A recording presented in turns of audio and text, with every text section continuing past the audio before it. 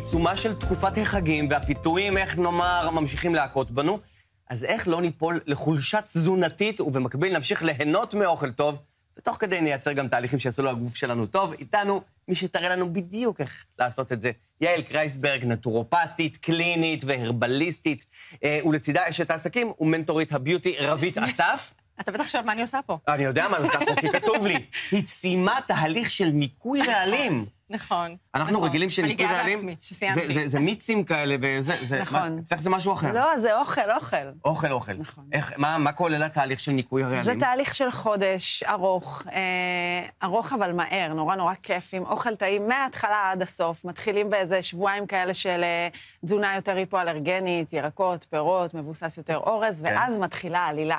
כל זה נכנס. כן. בזמן שאת תדברי על העלילה, כדי שיהיה לנו זמן גם לטעום את העלילה, נכון. אז אני פה אתחיל להכין את הקציצות המדהימות האלה, שחלקן כבר מוכנות. המבורגר?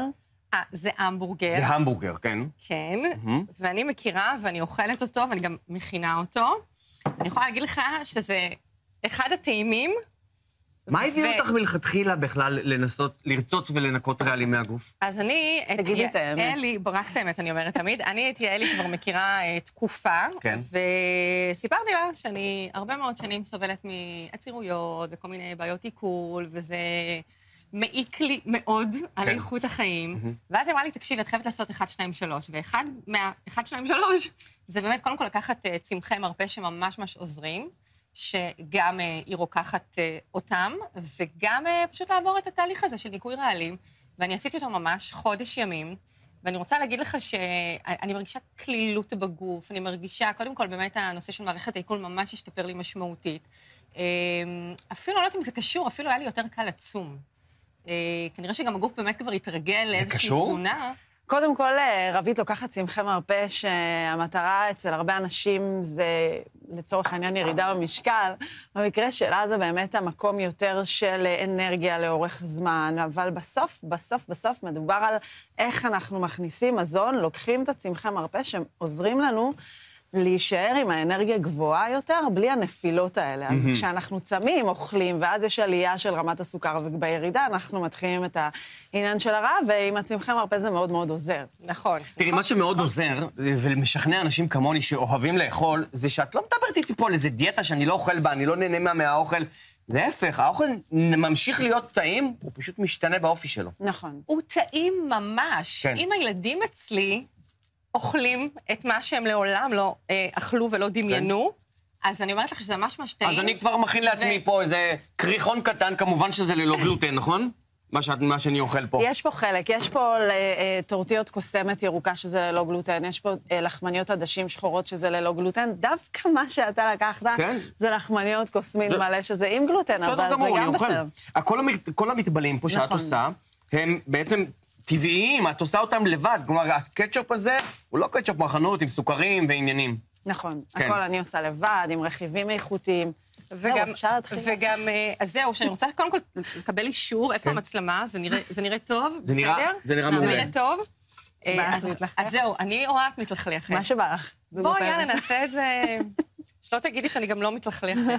מקבבים את זה. כן, מקבבים את זה. אבל לא שמת המבורגר בלחמניה. סליחה.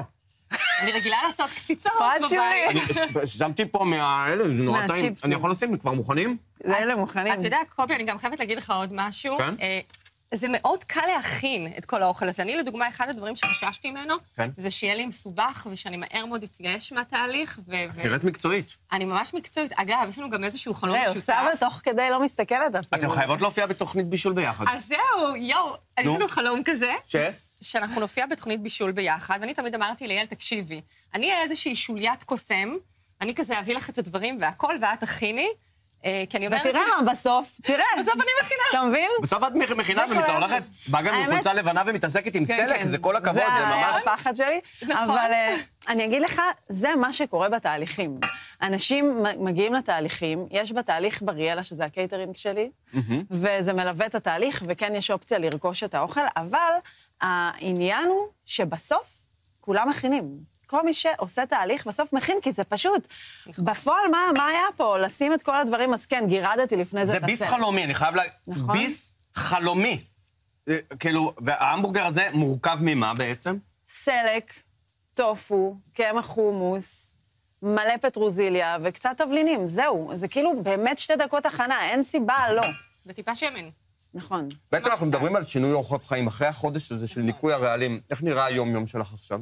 קודם כל, אני התחלתי, היום אני כבר הורדתי את המינון של הצמחי מרפא, אבל בתחילת התהליך הייתי לוקחת צמחי מרפא, פעמיים, לפעמים 3 פעמים ביום. מה, כתוספי מזון? זה לא יודעת אם זה תוסף מזון, נכון? את לא אוהבת לקרוא לזה נכון, תוסף מזון. זה צמחי מרפא, כן. זה צמחי מרפא שגם עוזרים לך, באמת עוזרים לך לעבור את התהליך, ומרגילים את הגוף, מה שנקרא, ללמד את עצמו להתנהל באופן עצמאי, בכל הנושא של מערכת העיכול. כשאני מרגישה נניח שאני צריכה טיפה עזרה, אבל כבר לא באופן קבוע, הגוף שלי כבר ממש בסדר, הוא כבר התרגל, וברמת האוכל, אז נגיד למדתי שאין יותר קפה עם עוגה בבוקר, אין, שזו הייתה מחלה קשה שלי. אנחנו לא נדבר על איזה עוגה, נשאיר את זה לסטורי.